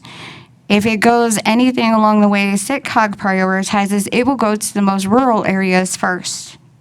I do agree that Kenny Wells is a better choice than a council member, but if we are allowed a second person, or even if we're not, I might recommend that our water and sewer director, who knows about Colleen's specific needs, be a person that goes to represent the city of Killeen. I understand the mayor has her preference, however, it's what's best for the city. When it comes to Atmos, just out of curiosity, how much lower could the gas rates be if the government rates were included in the increase rather than putting it all on our residents and business owners? Every category other than government increased. And for me, one of the biggest issues is the sewer line warranty insurance. The renewed contract allows for an annual increase in the premium, and I don't see where it allows for a decrease rate if we have fewer claims come through. The lateral sewer lines belong to the city, but the citizens pay an extra fee on top of our water and sewer fees in order to pay for this insurance. This year, we brought in $23,104 in fees for the insurance. Next year, that will increase 166% to almost $900,000 total. As we repair lines and spend money for proactive care, the number of claims should be dropping, so that rate should come down. And while there are a lot of other cities in the state of Texas who utilize this company, and most of those other cities where this company operates, the managing organization pays for the premium. They don't add it as an additional fee to their users. And San Angelo actually offers it as a free service to qualify customers based on their income. The city might save money, but the 5% of residential lateral lines that have already been repaired through the insurance program, we have all paid for. 95% of the citizens are going to see an increase for insurance that we shouldn't need for decades. And that doesn't address the greater issue. The city should pay for their own insurance. Gas delivery, electricity delivery, water rates, sewer rates, tax rates, and almost every fee is scheduled to increase. This is the opposite of ensuring we have affordable housing or being business friendly.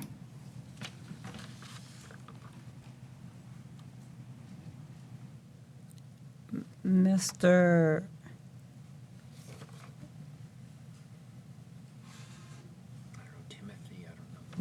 Timothy? You have 3 minutes. Yes. Okay. Yeah, I do have a lot of concerns and stuff. One thing is, we keep talking about increasing our, my property tax and everything, but I do not see any transparency from any one of y'all up there to here. I'd like a line item, cent for cent, to know where my money is going. This is my money. This isn't your money. This is my money. You're stealing it from me, so, hey, feel free, But I'd like to know where my money is going. I ride my bicycle every day, Monday through Friday. You can see me on my bicycle. I ride from my house, which is really close downtown here, and I ride up through Rancière Avenue, and I ride through downtown. I ride to the alleged bike trail that you call down there at the park.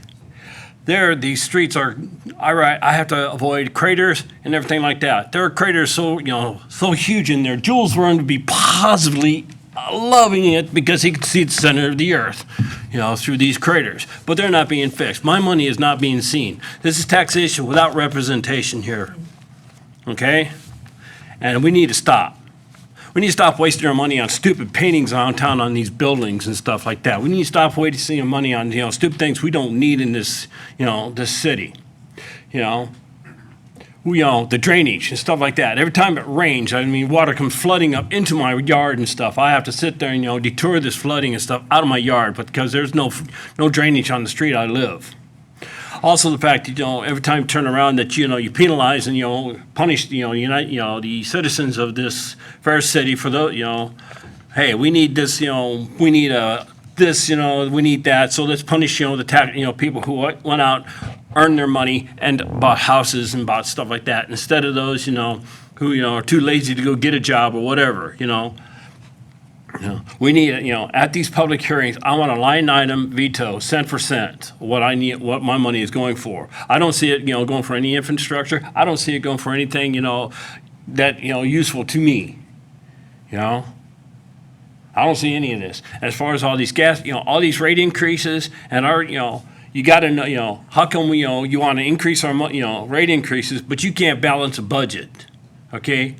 I recently retired, so my budget in my household has decreased. So I've learned how to manage my budget according to my recent, recent retirement. The city needs to do the same thing right here, right now. We need to stop increasing the taxes on the American people here in this city. We need to stop it. And you need to, look at your, you need to go Doge. You need Elon Musk down here to, hey, go through each and one of our, programs and say, hey, where's this waste, fraud, and abuse? Where can we find this money? That, hey, I'd like to see Elon Musk come down here with Doge and go through this city. Thank you. Thank you. Ms. Cooper, you have 3 minutes.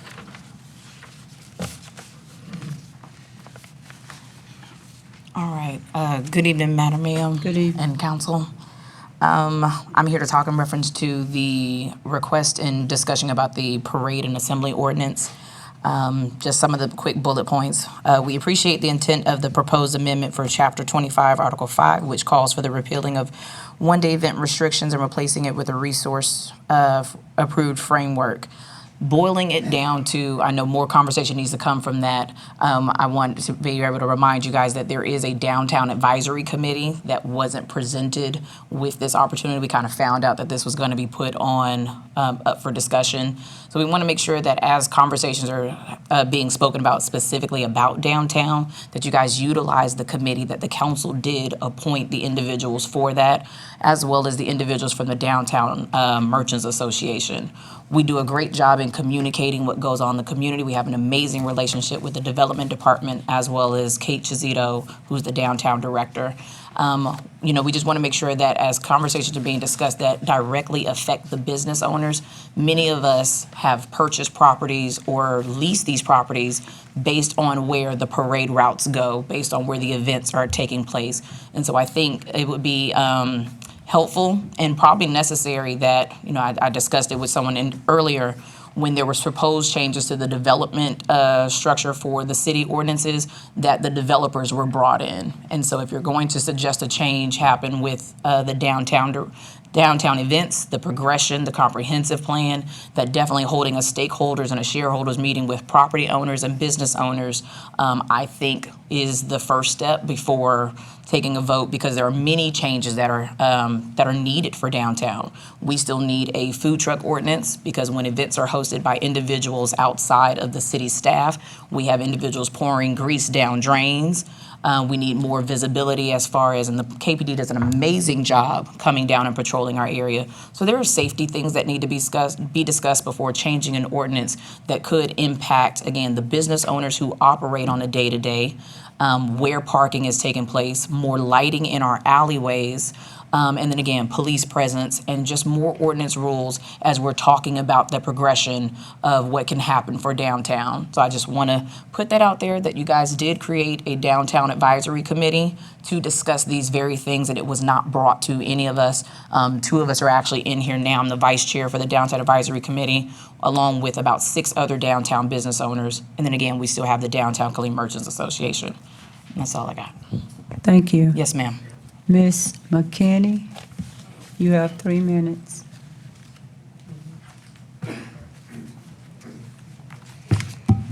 Hello, Mayor and Council. Good afternoon. I want to start by saying something off the topic, and that is that every time I come to one of these meetings, I am so amazed and impressed with what you guys have to sit through. Thank you, but we have to stay on the agenda. Okay, Thank you. perfect, no problem.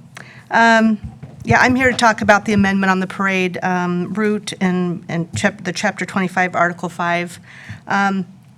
So when I bought my building downtown, my first building downtown, one of the things that I was so impressed about was the way the revitalization of downtown was going and how there was a lot of activity with the city and the business owners downtown. I was shown a picture of a princess, a queen on her float with the horse-drawn carriage pulling her down Main Street, and there was Woods Drugstore, which is now my building, in the background. And it gave me such connection to the downtown and the historic Main Street to be part of that. And as each parade happens throughout the year and as each downtown event happens throughout the year, I'm really excited to be part of each one. I'm really excited to see the growth. I'm really excited to see the other residents of the city to come down for the tree lighting and all the things that are happening. And that Main Street is something that I'm very proud to be part of. When we talk about outside events or other organizers bringing events downtown, it's really important that as business owners, as building owners, we understand what's happening down there and how it affects our business, how it affects the safety, how it affects the garbage and the waste. Some of these events that are organized without the city's participation tend to leave trash bags, piles of trash bags downtown. They tend to block parking in ways that we aren't familiar with because the city isn't guiding that. They tend to not have the security that's downtown during the city organized events. So I feel like it's just really important that the business owners, the building owners, now they own 2 buildings downtown, I feel like it's really important for all of us to know what's happening, to communicate together, and I just don't think, as a downtown yet, we're quite to the point where loosening those regulations is timely, because we still need to get organized, we still need to be communicating with each other, and we still need a better system for these downtown events that aren't organized by the city. Thank you. Thank you. Council, as we go into our regular session for the consent agenda, RS-25-133, if you're going to appoint someone, that will have to be pulled. If not, you can vote as is. Can I get a motion to approve or disapprove the consent agenda? Councilmember Ramon Alvarez. Mayor, I move to approve the consent agenda as presented. Is there a second to the motion? Councilwoman Cobb. I second the motion. All in favor, yes. All opposed, no.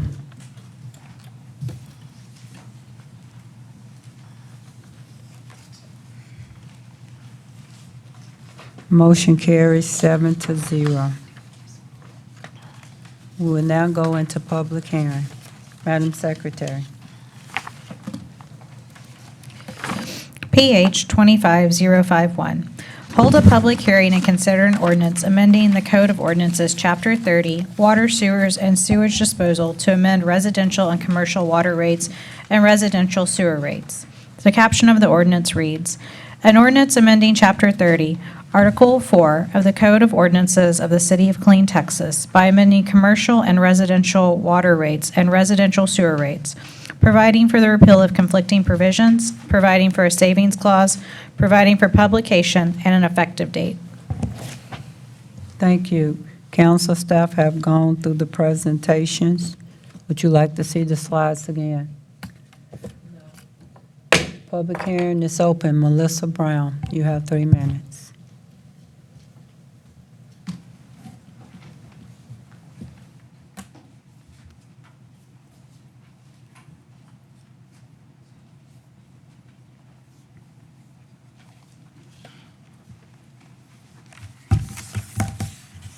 is wonderful because there are some slides that you should see again.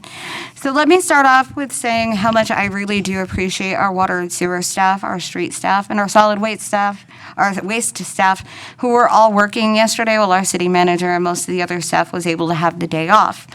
WCID 1 did not increase our rates at all this year, according to what the city manager provided in his presentation.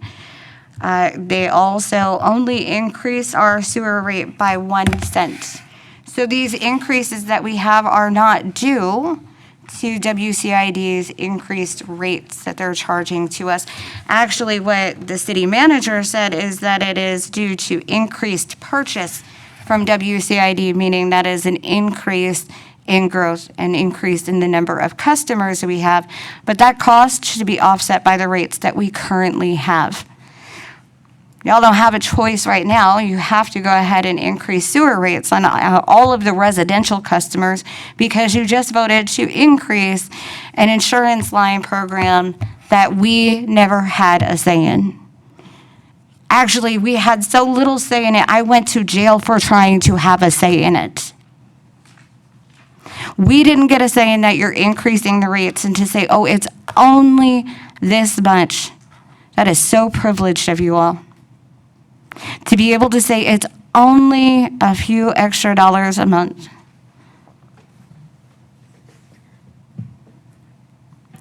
Who do you represent? Who lives in your district? Who is going to be most affected by these changes? It won't be you. Even if you live in your district, you are not the most affected by these changes. Keep in mind also that when we increase the water and the sewer rates, every apartment complex that is a fourplex or above is on a commercial water plan. So those additional commercial rates that go into place are going to disproportionately affect your renters. The mayor talks all the time about how we need affordable housing for soldiers. She talks with Fort Hood leadership all the time about it. And that's the one thing they ask for. This is going to increase rent. It's going to make it less affordable to live in Killeen. This is going to make it less likely for us to bring in the businesses that we're competing for every time we increase the rates. I would hope that you would all keep that in mind and keep any increases to no more than what is absolutely required to pay for the increased insurance you are forcing upon us without our say-so. Sean Price. Sean Price. Public hearing is closed. Councilmember Alvarez. Mayor, I move to approve PH 25051 as presented. Councilmember Cobb. All in favor, yes. All opposed, no.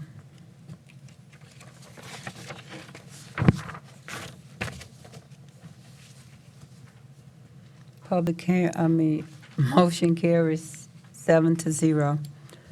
Madam Secretary. PH 25052. Hold a public hearing and consider an ordinance submitted by Quintero Engineering LLC on behalf of Atkinson Homes Incorporated, case number Z2525, to rezone approximately 19.56 acres out of the T. Arnold Survey, abstract number 55, and J.H. Lewis Survey, abstract number 536, from A, Agricultural District to PUD, Planned Unit Development, with RT1 Residential Townhouse Single Family District uses. The subject property is locally addressed as 7610 Clear Creek Road. The caption of the ordinance reads, an ordinance amending the City of Killeen zoning ordinance by changing the zoning of approximately 19.56 acres out of the T. Arnold Survey, abstract number 55, and J.H. Lewis Survey, abstract number 536, from A, Agricultural District to PUD, Planned Unit Development, with RT1 Residential Townhouse Single Family District uses, providing a savings clause, providing for the repeal of conflicting provisions, providing for an effective date. Thank you, Madam Secretary. Council staff have gone through the slides. Would you like for Mrs. Mesher to go back through the slides? Public hearing is open. Melissa Brown.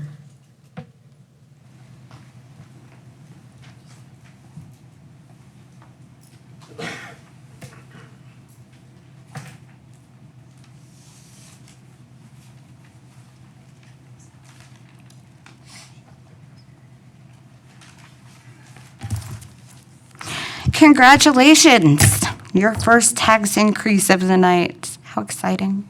It is on topic, though, because we just discussed how water expenses have increased because of new growth, and now you want to add all of this additional new growth. If someone could ask and find out for me, and you allowed this at the last meeting, Mayor, so I would hope that you would allow it this evening in the middle of the public hearing. How close is this to the McGregor Estates sewer line that just got fixed and repaired?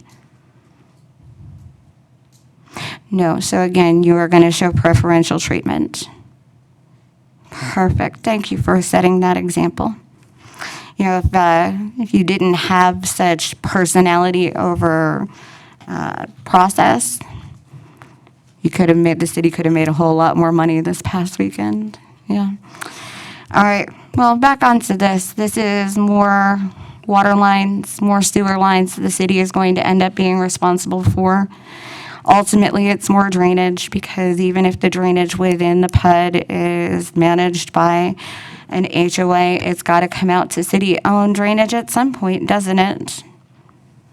It's more trash, it's more solid waste, and none of these people have paid anything for it up front. So we, the existing customers, because that's what we have been referred to, not residents, not citizens, but customers. So we, the existing customers, get to front load the cost of all of this new development. When does it end for us? The city manager told us that because R1 allows, or single-family dwelling, let's put it that way, single-family dwelling allows for a veteran's exemption, and that is why we don't have any money, neglecting the fact that we make up $10 million plus in street maintenance fees each year. But these will be considered technically single-family houses because it's RT1, and we've been told RT1 is still considered single-family, so there could be tax exemptions on those. This is not smart growth.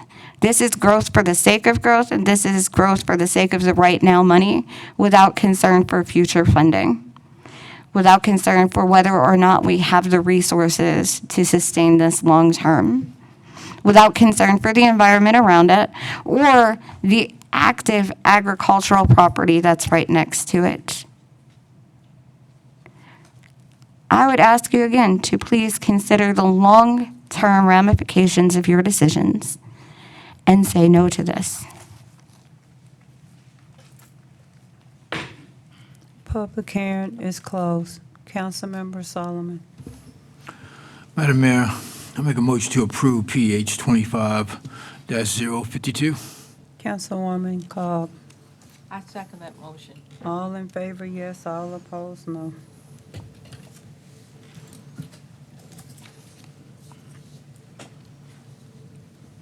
Motion carries 7-0. Madam Secretary.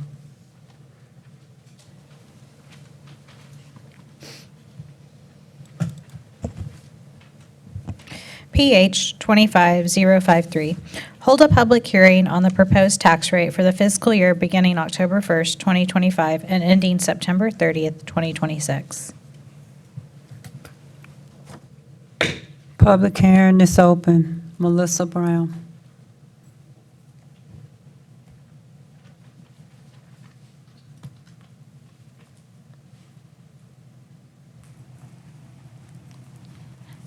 This tax rate was never actually requested. It wasn't even thought of by the city manager because he actually even thought it was out of reach for you guys to approve.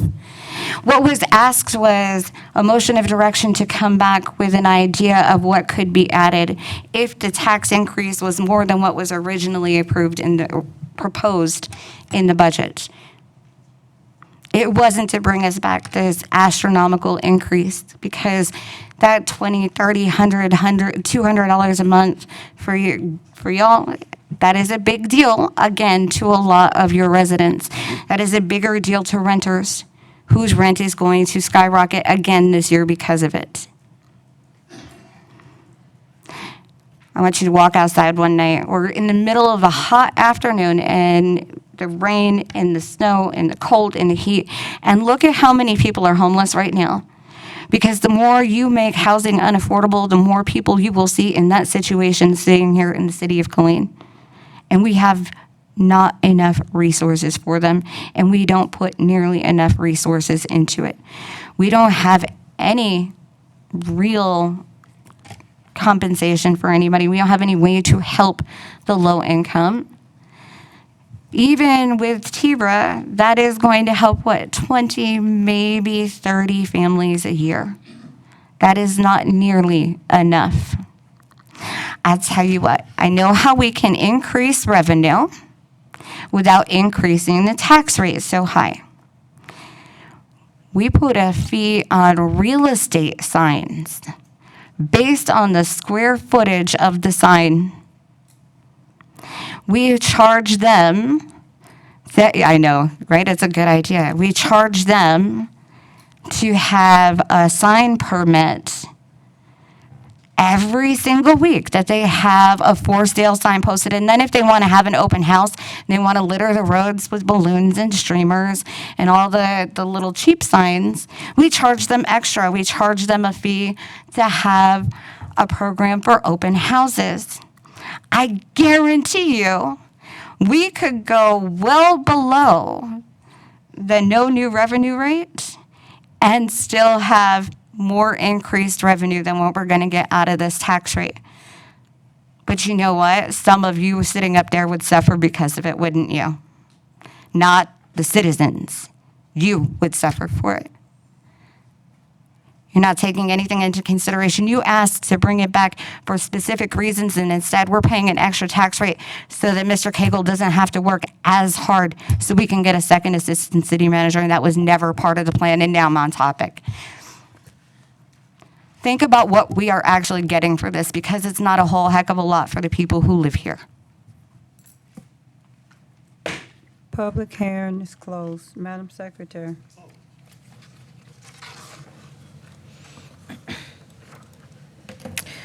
OR 25010. Consider an ordinance adopting the annual budget for the City of Killeen for the fiscal year beginning October 1st, 2025, and ending September 30th, 2026.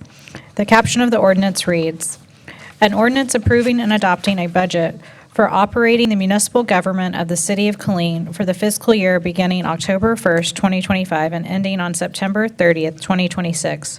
Appropriating money for the various funds and purposes of such budget, including appropriations of money to pay interest and principal sinking fund requirements on all indebtedness, providing a savings and severability clause, repealing all ordinances and appropriations in conflict with the provisions of this ordinance, and establishing an effective date." Thank you. Can I get a motion to approve or disapprove? Councilmember Adams, Mayor Pro Tem Adams. I move to approve. Councilmember Alvarez. A second. All in favor, Madam Secretary, it's you. Yes, ma'am. I need to take a record vote. Yes, ma'am. Councilmember Alvarez? Councilmember Cobb? Yes. Councilmember Solomon? Yes.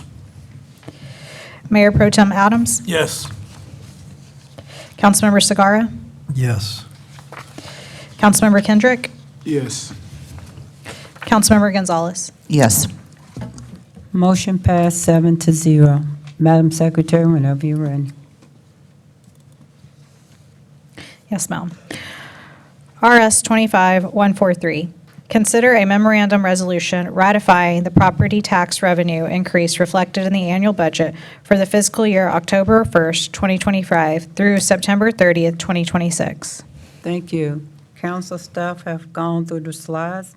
Would you like for Mrs. Tangleland to go back through? If not, can I get a motion? Mayor Pro Tem. Move to approve OR 25-011. Councilmember Adams. I mean, it's my little brother. I'll second that.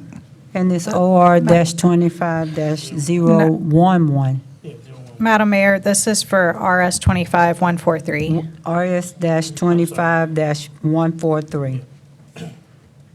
That's my motion. Is your second? All in favor, yes? I'm sorry, Mayor, who made the motion?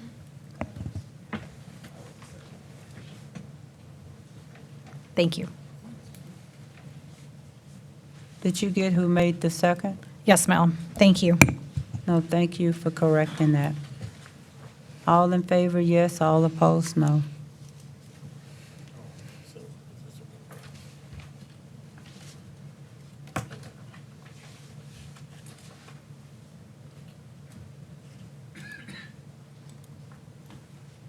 Motion carries 7-0. Madam Secretary, whenever you're ready.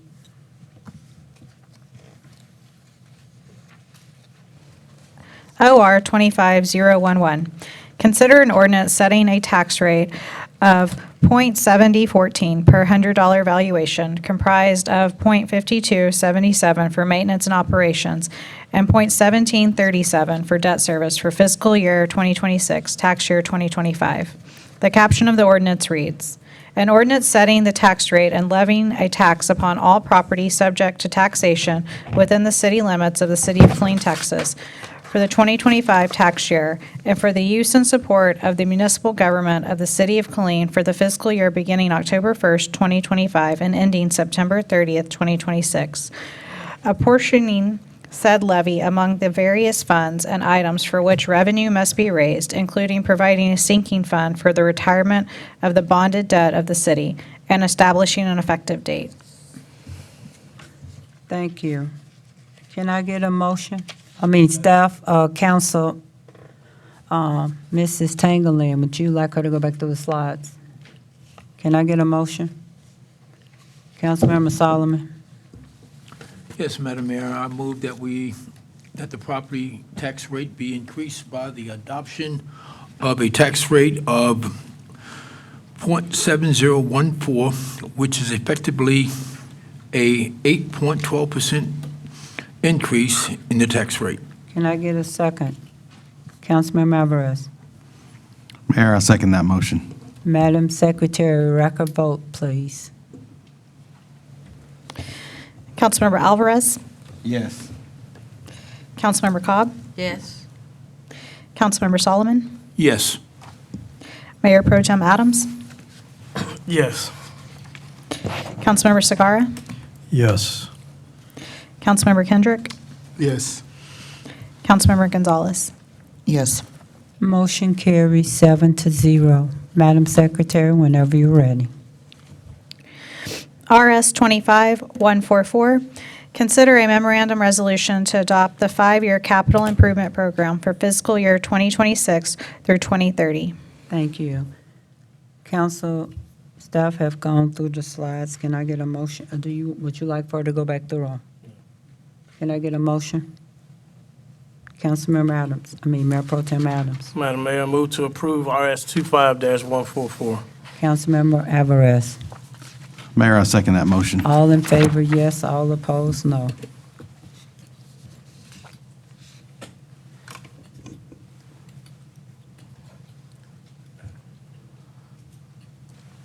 Oh, sorry.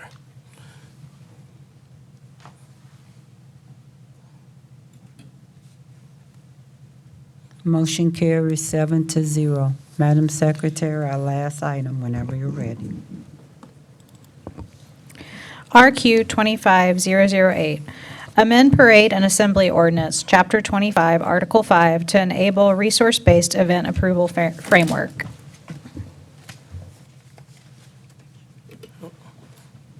Good evening, Council, Mayor, Council. This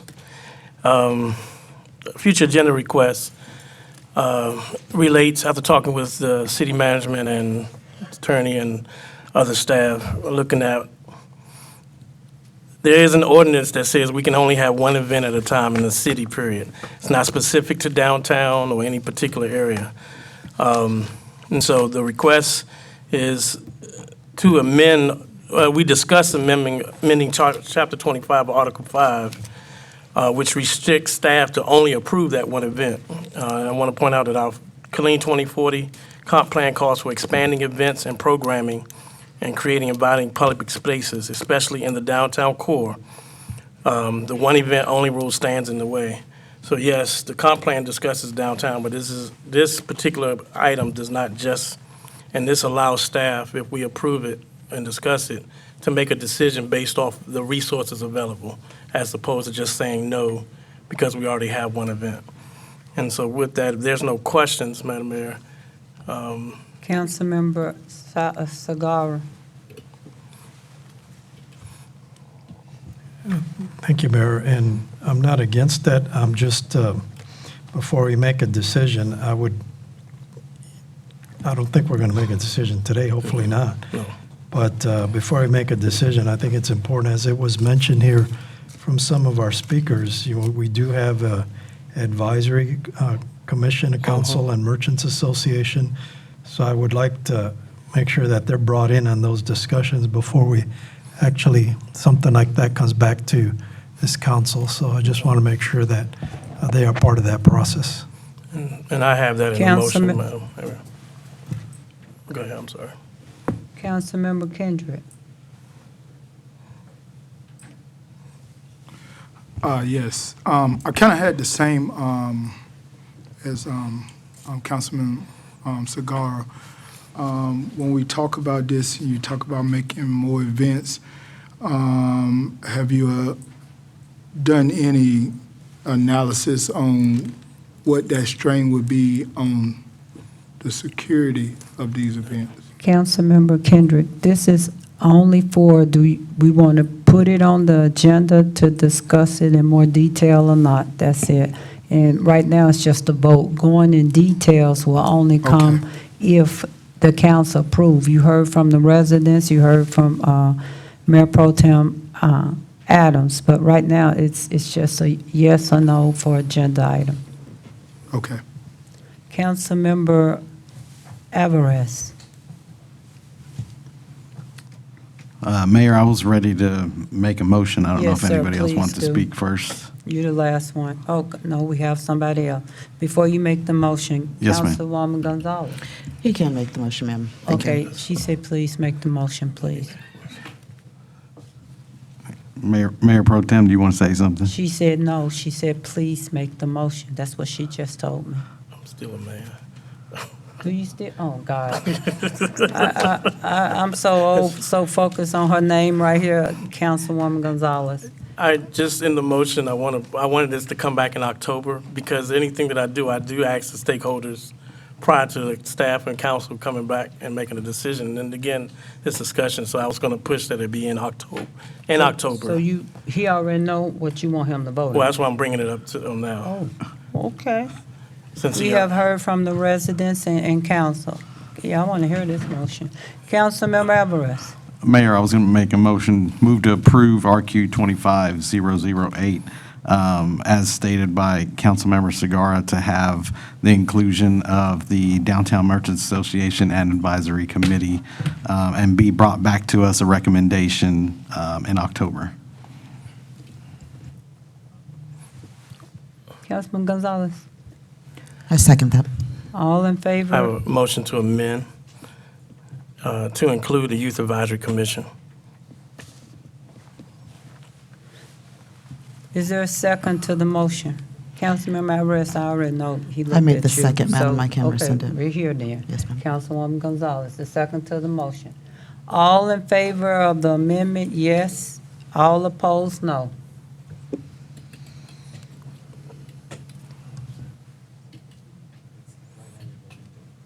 It's an amendment to bring YAC to the meeting to have the discussion. Motion carries 6. Councilman Solomon votes in opposition. Now, going back to the original motion with the amendment. All in favor, yes. All opposed, no. Councilman Solomon, you still have to vote on this one. There was an amendment and you voted no. Now, this is the original motion that Councilmember Alvarez made, and plus the amendment to that original motion. it's both of them together. You already voted against the amendment, but now he's requesting the original motion that Councilmember Alvarez made on behalf of Mayor Pro Tem Adams, and the amendment is to involve the Youth Advisory Commission. So it's just all together now. Motion carries 6-1 with Councilmember Solomon in opposition. Can we get a motion to adjourn, Councilwoman Cobb? Madam Mayor? We already have so moved by Council, I'm sorry. I apologize. And we got a second by Solomon, I'm sorry. All in favor, yes, all opposed, no. Aye. Meeting adjourned.